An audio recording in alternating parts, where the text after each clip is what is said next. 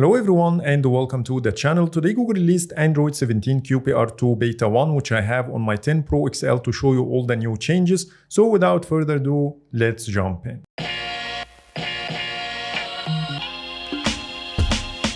Before going any further, if you don't want to wipe your phone when Google releases the stable version of QPR1, you should opt out of the beta program right now and ignore any OTA updates until it gets released. QPR2, which I'm talking about today, is the beta cycle for December update, while QPR1 is meant for September or maybe August after Google event.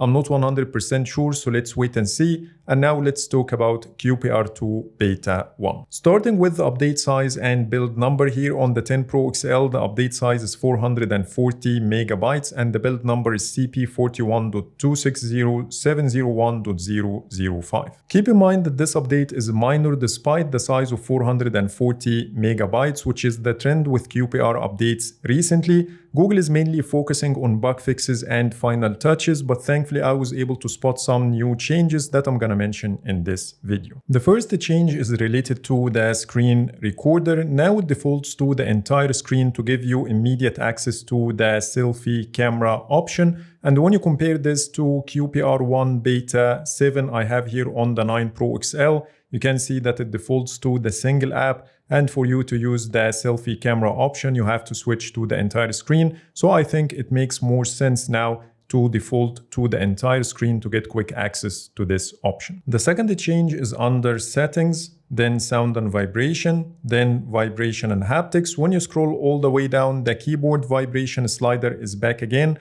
which is something we got before, but it disappeared halfway through and made a comeback with this update. Another minor change under settings, when you go to storage and scroll all the way down, it's back again to Android Cinnamon Bun instead of Android 17 like QPR1 versions. Another visual tweak spotted is when you try to select text. So for example, when I select this location name, I got the map shortcut with an outlined icon. But when you compare this to QPR1, you see the default app icon, not the outlined one. And the last change is related to the settings widget. When you try to add it to your home screen, and instead of just adding an icon like before, now it asks you to select a specific page from your settings, and it depends on which page you selected, the icon represents this page. So when I choose sound and vibration, you can see this speaker icon, but when I select something else, maybe like the display and touch, for example, you will see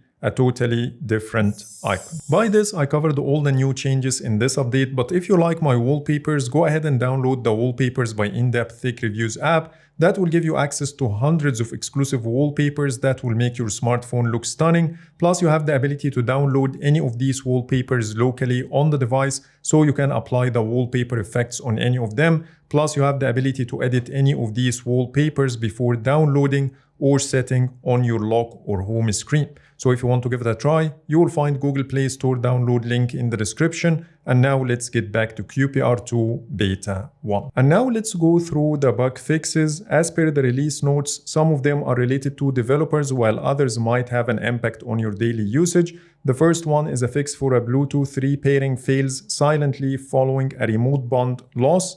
Media player controls briefly flashed on the lock screen upon waking the device despite the app's notification being disabled. A system crash causing Pixel devices to unexpectedly reboot when invoking Gemini.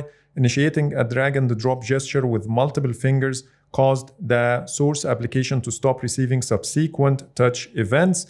Notifications randomly become invisible in the notification shade until a system restart. And the last three fixes are mainly related to developers. So I'm gonna leave this link in the description if you want to go through them yourself. And now it's time to talk about my experience with the performance and the stability of this build while filming the video. I immediately noticed a snappier performance after installing this update.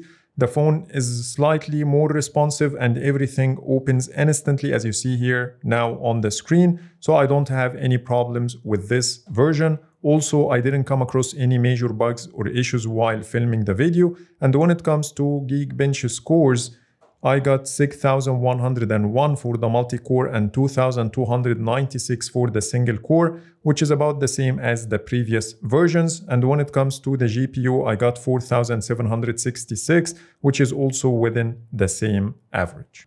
And now let's end this video by talking about the missing features from the QPR cycles, either QPR1 or QPR2. We still don't have the app locking feature in QPR2 Beta 1. We're still not able to remove Google search widget from the home screen. And when you go to the wallpaper and the style app, we still don't have the same new color options we've seen in Android Canary, but we still have the same old color palettes as before.